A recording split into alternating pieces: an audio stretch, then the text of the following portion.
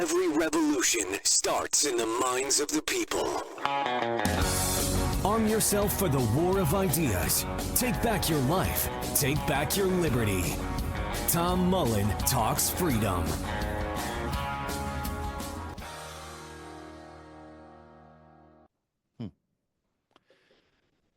Hello, everyone, and welcome back to Tom Mullen Talks Freedom. Today, I wanted to talk a little bit about the Yellowstone, or I should say the series Yellowstone, which I guess I'm a little behind. It just ended a five-season or 5-year run, and I just started watching it a few months ago, and I found it, to be entertaining. It was a little over the top. I did some reading on the background of the story, and it was originally pitched by its creator, Taylor Sheridan, as the Godfather Western or something to that effect. And certainly the body count of the Duttons far exceeded the Corleones. Corleones killed less than a dozen people during the Godfather series, and it just seemed like the Duttons were knocking them off 2 or 3 per episode, but maybe not quite that much. But I thought what was interesting about the series is that it raised an interesting question about property rights. And the series revolves around the owner of a ranch named John Dutton, whose family has owned the ranch, I guess when the series starts, for a little under 140 years. They settled it, homesteaded it in the 1880s. And I think the series started in 2019, so you guys can do the math on that. And there are several interested parties who want Dutton's land, want his ranch.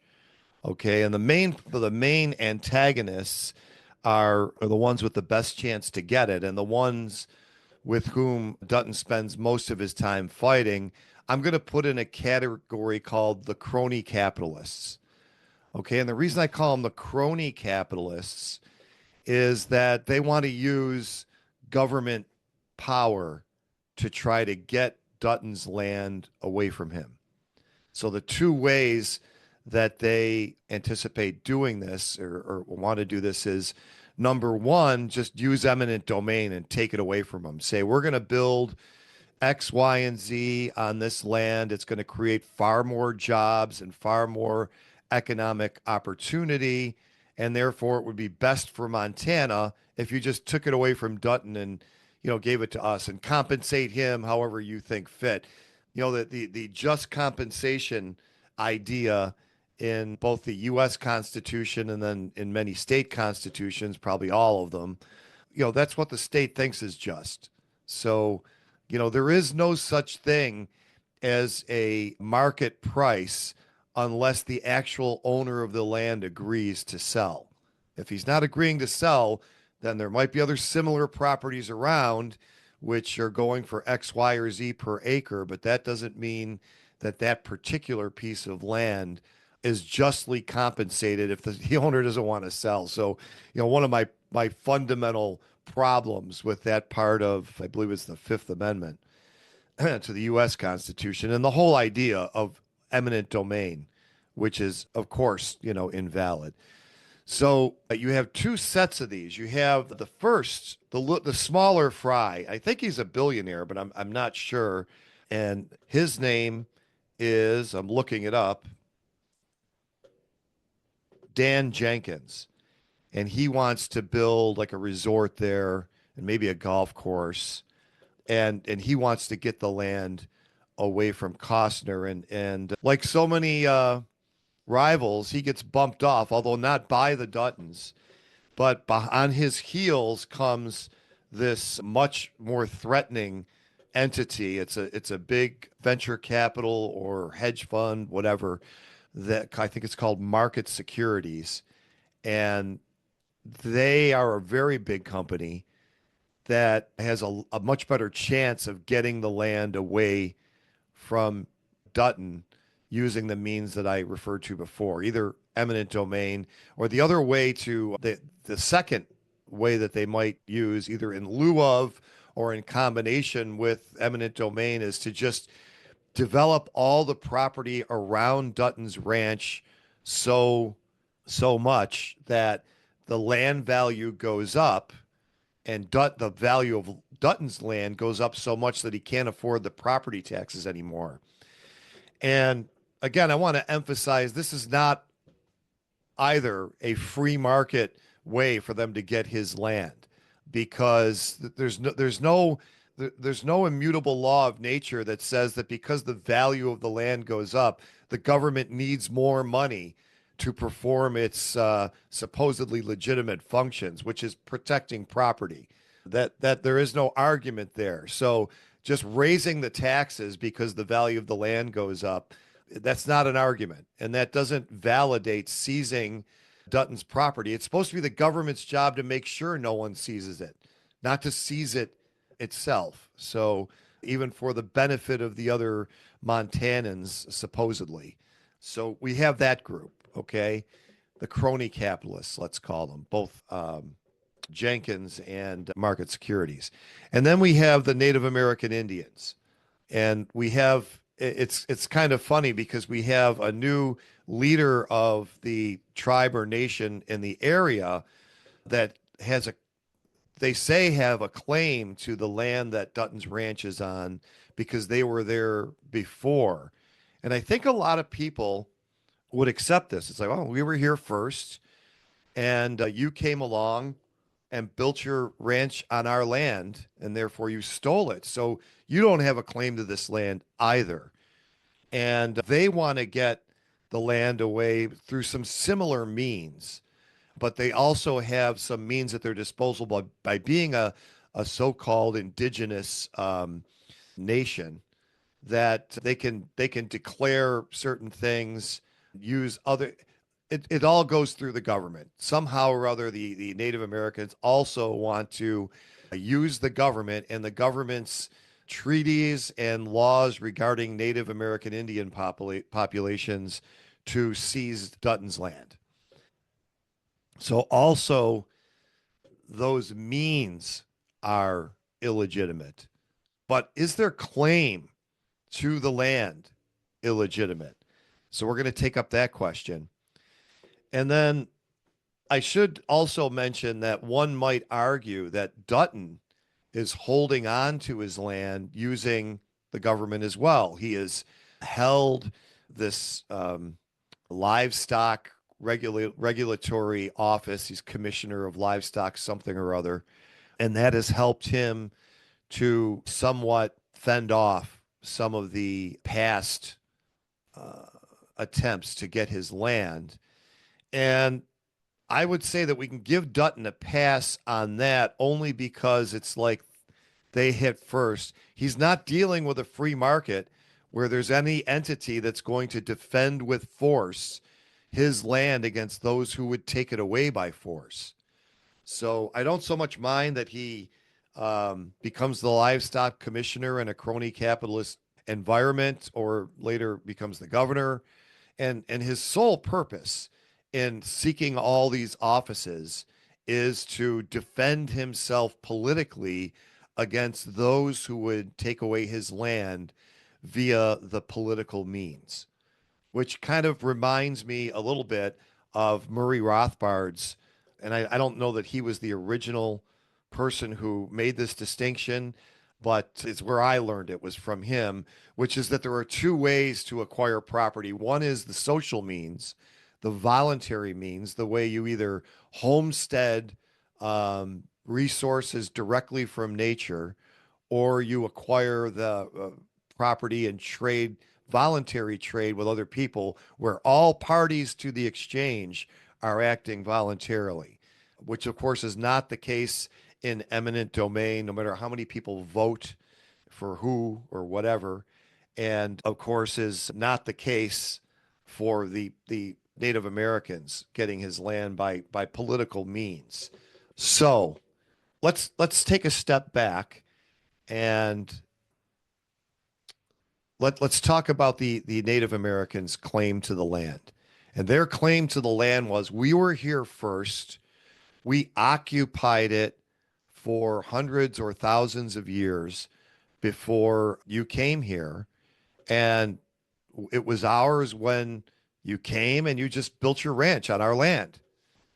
And on the surface, that might seem like a pretty compelling argument. It's pretty much accepted across the board, even by, I think, most libertarians. But it's not a valid argument. And here's why. The Native American Indians never emerged from the hunter-gatherer lifestyle. And I'm going to I'll say this. In the context of the story, they don't. I don't know for sure if the particular Indians who lived in Montana or that part of Montana at the time were engaged in some farming and some hunter gathering. Basically, the Indian populations in the Americas never, well, at least in North America, never got out of the hunter gatherer lifestyle completely, because even the farming they were able to do was not sufficient to sustain their populations. And a lot of that has to do with what domesticable crops were available and what domesticable animals were available when they made the transition, or tried to make the transition to agriculture. I mean, we can go down so many roads here. I'm not a great one for blaming one's ancestors for what they did, and that being some kind of debt that, with all this stuff, your ancestors owned slaves, or your ancestors. Look at all of our ancestors were brutal savages, even a couple hundred years ago, whether they were white, brown, yellow, whatever. They were doing some god awful things. Even in the colonial America, the white people were doing awful things. The Native Americans were doing awful things. The black people, to the extent they were able to, even the enslaved, were doing awful things. We've become a lot more civilized over time, and that's a good thing. The black Africans in Africa were the people who actually enslaved the people who were sold to the Europeans and eventually the North Americans. So if you want to get down to that, it was the ancestors of the Native Americans who hunted what little domesticable animals there were in North America to extinction. The horse, actually, most people know there weren't horses on the North American continent when the Europeans arrived and they introduced them, but they were actually reintroducing the horse.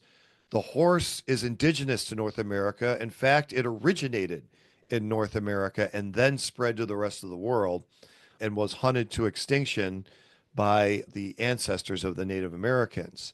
But the Americas certainly were not as blessed with domesticable plants and animals as the so-called Fertile Crescent. Almost nowhere was. So in any case, for whatever reasons, the Native American Indians in Montana were, at least within the story, because the chief, the head of the Harvard-educated, cultural Marxist chief of the Indians. And he is every bit what I just said he is, as is supposedly morally untouchable teacher who one of the Duttons is married to. He says right out that the land was just like nobody had ever lived there when their people lived on it, which of course is untrue. And so let me get to the claim by, I'm just going to call them the Indians because it's shorter, and having grown up with them and them having called themselves Indians all of my first half of my life, that's what I'm going to call them.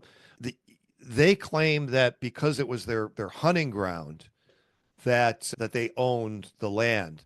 But there's an inherent problem with hunter-gatherers making this claim.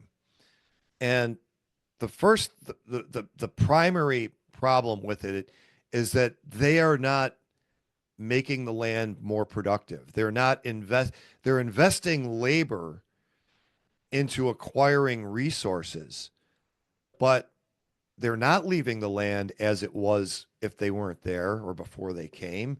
They're actually depleting the resources. And there's a certain population size, and Hans Hermann Hoppe lays this out beautifully in his book, A Short History of Man. I believe that's the title. I'll link to it. That we have this idea that, the Indians only took what they need to survive, and they didn't kill any more than that, but that's not true. Okay, I mean, they may have only taken what they needed to survive, and maybe what they could salt or preserve for a very short period of time, but they weren't leaving the land as it was before, and it wasn't this harmony. They would basically hunt until the local supply of fauna were depleted, and then they would have to move somewhere else. And as Hoppe argues, it really just relates because there isn't really much argument about this. There's a certain population size, but the population would grow under these circumstances. And when it hit a certain size, the area that they were in could no longer sustain the population, and they wouldn't stop growing, within the limits of what the area they were in would contain. They would keep growing, and then they would either have to move or seize land from their neighbors. And this is the state that not just, North American natives were in, but all over the world, Europeans, Asians, Africans, during the hunter-gatherer period, which is most of human history. This is how things were. Populations would grow beyond what the land would sustain, and they would have to move. That's why there are people all over the world, because they weren't indigenous all over the world. And by the way, there are no indigenous humans to North America. Everybody's an immigrant. The ancestors of the Indian tribes were here first. Maybe I've heard some theories there were some Africans who were here and exterminated by the Asians who came here and are the ancestors of the so-called Native Americans. So we don't know for sure. The prevailing theory is it was these people from Asia. But in any case, up until they attempted agriculture, which according to the character, and let me get his name because he's important, Chief Thomas Rainwater. So we'll call him Rainwater. While his people occupied the land, they did not engage in agriculture. They were hunter-gatherers, because he makes that statement. And his goal is to get back Duttons Ranch and return it to the state it was in when there were only hunter-gatherers living on it. Which, again, I mean, in Hollywood's value system, and when you watch the show, this is held up as a noble goal, but it's not, okay? Because the hunter-gatherer lifestyle is ultimately parasitic. It is not a harmony. It does not leave nature untouched. No living thing does. Worms change the state of nature. Animals, mammals change the state of nature. Plants, invasive plants, the seeds blowing on the wind, they change the natural landscape. There is no such thing as a stable balance of nature. It has never existed. It will never exist. And one of the fundamental other assumptions of the series, but I'm going to argue against, is that there is some positive value, some moral good about not changing the earth. And there is a moral bad that human beings change the earth so much to suit their survival and thriving and happiness better. And I think I've mentioned many times Alex Epstein's Fossil Future. He makes a wonderful argument against that, that whoever came up with this idea, we're the only species that we know of that would hold this insane standard that you shouldn't change the landscape or the environment to better suit your survival and your thriving. So, again, not true. So while the Native Americans were in this state, they were parasites on the land, and that's why they had to move around so much. Now, the other inherent problem with a hunter-gatherer tribe, nation, claiming a property right over a certain amount of land, I mean, one, you can already imagine you need an enormous amount for a very few amount of people to be able to sustain that lifestyle. And ultimately, there is no amount that's going to be enough. Also, like the first people to walk on the North American continent would then have the ability to just claim the whole continent as their hunting ground. And then nobody else has a right to come there. Not even other Asian immigrants that, are the same people. You could see how this is an inherently problematic theory about property ownership. Okay. So, one of the things a lot of you from my previous writing and podcasts are probably familiar with John Locke's homesteading and further elaborated upon by Murray Rothbard and Ludwig von Mises and others, not in that order. But, when you first claim the land and invest some labor into it, then that becomes your property. And the difference between, let's say, fencing in an amount of land and farming it and just hunting, the animals on it. Yes, when you're hunting, you're investing labor, but you're not the land that you have left is less productive than it was before your labor. While when you farm or raise animals in herds, the land is more productive than it was before you invested your labor. And so if I homestead a farm, if I say this land's mine because I just dug fields, I planted crops, I invested all this labor, and now I'm growing food. If you wanted to buy that land from me, it would be worth a lot more because it's got all this food on it. And it's capable of producing, even if we harvest the food that's there now, it's capable of producing so much more food than before I invested all that labor. Okay. And that goes for a ranch too. Dutton just doesn't just put a big fence around all of the land that the Indians were using as their hunting ground.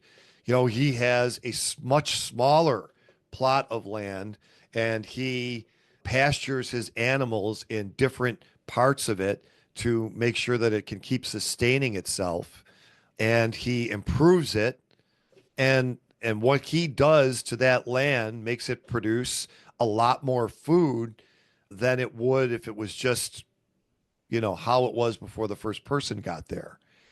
And that's his claim to the land. Okay. That if you were to take it from him, you're not just taking the land itself, but you're taking all that product of his labor, which is a net positive on the land, as opposed to the Native Americans' labor, which was a net negative on the land. So that's the argument. And again, you can read Hoppe's version of that argument. It's obviously much more detailed and more expansive, but that's basically it. And so Dutton has a legitimate claim to the ranch. Now, of course, we're talking about the first Dutton, the Dutton who homesteaded the ranch. And then the claim of each succeeding Dutton is that the previous Dutton voluntarily gave that land to the next Dutton upon his death. So John Dutton inherited the land. And, I should also just point out, there is no immutable law of nature that says the firstborn is entitled to the land. That's not where the right to the land comes from. In fact, that was a system called primogeniture that Thomas Jefferson himself sought to abolish in Virginia. The right comes from the inheritor receiving it with the voluntary consent of the bequeather. Okay, so it's like a voluntary trade. You can give your land away. Dutton could give it away. And if he gave it away, which a Dutton does at the end of the series, then the recipient of that land has a legitimate claim to it. They don't have to buy it.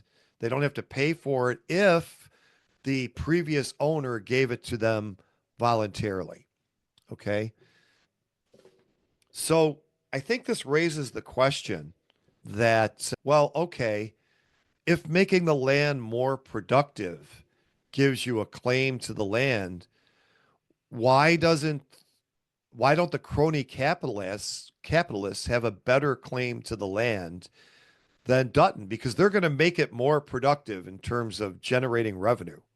Okay, and that's why the taxes are going to go up. And in real terms, if they put a bunch of houses on it, you could argue that, the value that human beings are getting from that land might exceed the value that they're getting from Dutton's production of beef. So does that give them a better claim to the land? And the answer is, of course, no, because this is not a matter of degree. And certainly they could say, well, it's better for all Montanans. Okay, well, this is not a communist state. So number one, the value is subjective. So whether or not it's better for all Montanans is a point of contention.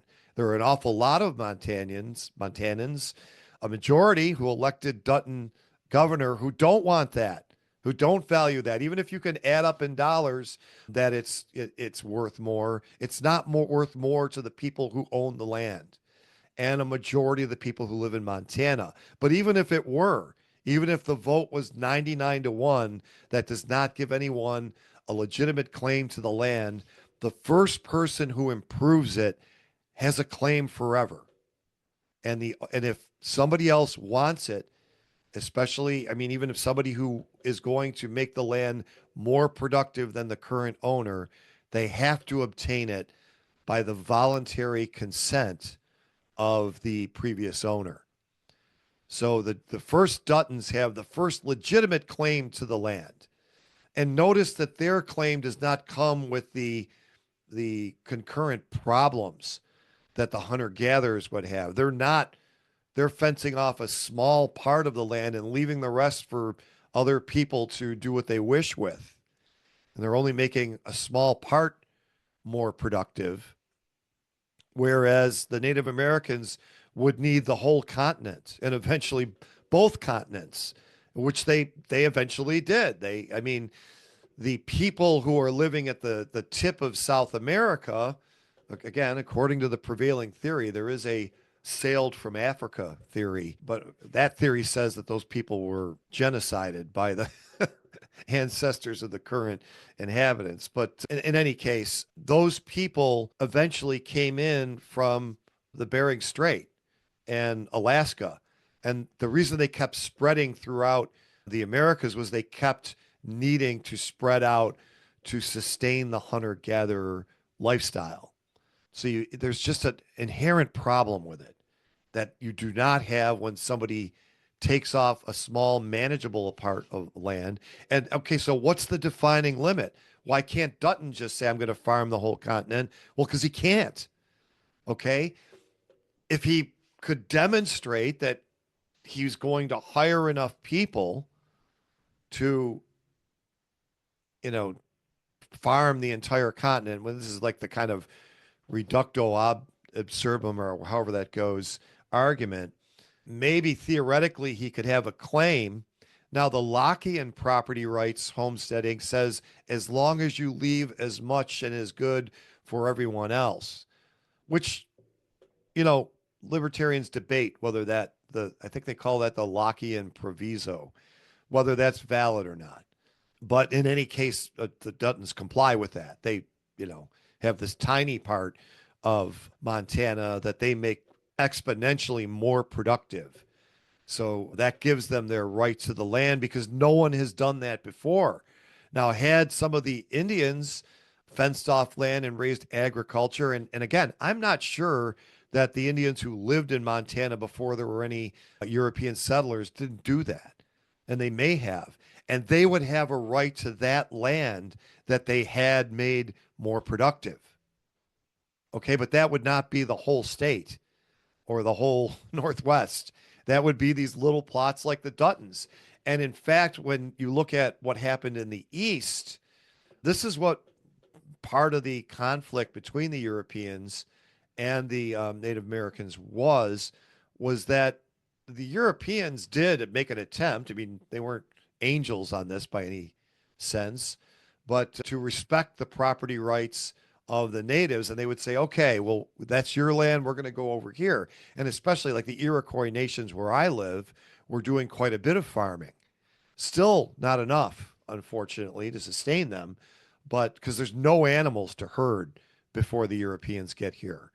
And again, that's due to them being hunted to extinction by prehistoric ancestors of the so-called natives.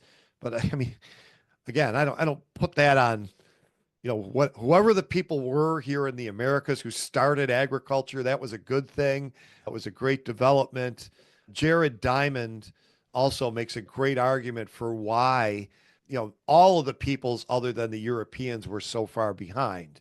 And it's not because the Europeans were racially superior. In fact, he writes his book, Guns, Germs, and Steel, to refute that argument and show that it was, in fact, the availability in different places of domesticable crops and animals that, gave Europe a head start.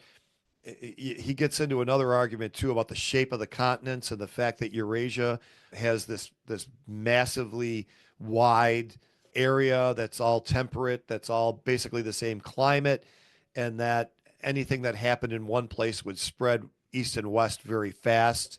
So I think he makes a good argument there why it got to Europe, but why what the, let's say, the Mayans did not spread north and south. And his argument, I hope I'm not getting too far afield here, but his argument is basically that going north and south, what works in one climate does not necessarily work in another. But since the Eurasian continent, you have all the societies basically in the same latitude, that it would spread very quickly. And I think that argument's pretty good. And then there's other things that make it more, well, why did it happen in Europe? Well, it didn't happen in Europe first. Okay. You have to remember that the Europeans were a lot more like, the Seneca nation here in 1600. The Europeans were a few hundred years before that, before civilization spread. So eventually, at the time when they set out, across the Atlantic, the Europeans had the most advanced civilization. But China had developed civilization independently. Of course, Egypt did at one time, never making it as far as the Europeans did. But, I don't want to get too far into that, but Diamond does a great job of explaining why. And he's a good writer. He starts out with the story of I think it was Pizarro, who with like 150 guys charges an army of 80,000 Incas and captures the king in like a half hour, something to that effect. And he starts out the book like, how did this happen, right? And then he goes on to explain why the Europeans were in the position they were in. So in any case, getting back to our property rights discussion, the Duttons have the only real claim. And, of course, you can't justify them bumping off people who might talk about some of the things they're up to. Just because of that, they get rid of the first guy we find out about the train station. He's just a rancher who got in a fight, and then he's going to leave, and they can't let anybody leave who knows anything, so they just bump him off. So that's inexcusable. That's unjustifiable. And I think I'll do a separate podcast on justice in Yellowstone, because I think the justice in Yellowstone is all screwed up. But again, remember, it's fiction. This Sheridan person said that he was going to do The Godfather in the American West. So, you have to have a little bit of willing suspension of disbelief, which is why Jamie choking out the communist is absolutely great in my view. Of course, I wouldn't condone that in real life, but within the confines of fiction, she goes on this Marxist rant about Dutton having too much land, completely invalid Marxist argument, and Jamie chokes her out and kills her. Now, of course, he doesn't do that because she's a Marxist, but hey, every day's not a Sunday. So in any case, that's where I stand on this. And again, Dutton doesn't get to kill people just because they're going to talk, but I do agree. I don't mind him using political means in self-defense against those using the political means aggressively against him to take his land. And that's one of those arguments we've just had with libertarians, right? Do we support Trump because Trump's kind of a hand grenade and we could toss him in there, pull the pin, toss him in there and see what blows up. Now, unfortunately, as I've said before, nothing blew up the first time he was in there, and probably nothing will this time either, but we'll see. There's an argument against voting for anybody who's so against property rights, for one thing. Trump was a big proponent of eminent domain, but property rights do not end. All rights are property rights. I should make that distinction, lest a new listener think it only means land or it only means your money or stuff. Life is a property right. Liberty is a property right. John Locke did not talk about life, liberty, and property. He just said property. And that encompassed life, liberty, and your money, stuff, and land. So Trump doesn't believe in any of that. He's Alexander Hamilton, Abraham Lincoln reincarnated, minus the fake anti-slavery by Lincoln. Maybe it wasn't fake, but it wasn't really a big priority for him. Lincoln was more about tariffs and big government and subsidizing his clients in the railroad industry, for whom he was a lawyer. So the Duttons have the clear claim to the land. The Native Americans, however romantic your ideas about them living on it, never established ownership of the land. They never made it more productive. They, in fact, made it less productive by their presence. They were a parasite on the land, as were the ancestors of the Europeans and the Asians and the Africans. This is not a racial thing or a ethnic thing. Every hunter-gatherer society is a parasite on the land. It's only when you invest your labor to make it more productive that you have a legitimate claim. And then the only way, once you do that, once you homestead land, the only way anyone can get it from you legitimately is with your consent, whether that's a gift or whether that is a sale. You give them money or you trade them some other land or whatever to get that land from them.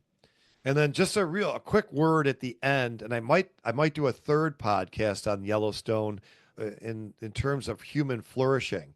But at the end, as I said, the resolution of all this is Dutton is killed. They are imminently going to lose the land to the crony capitalists. And the son, one of the sons, the one who's married to the Native American cultural Marxist professor, he inherits the land, but he's going to lose it for the aforesaid reasons. I think the property tax strategy is going to be what makes them lose the land in the end.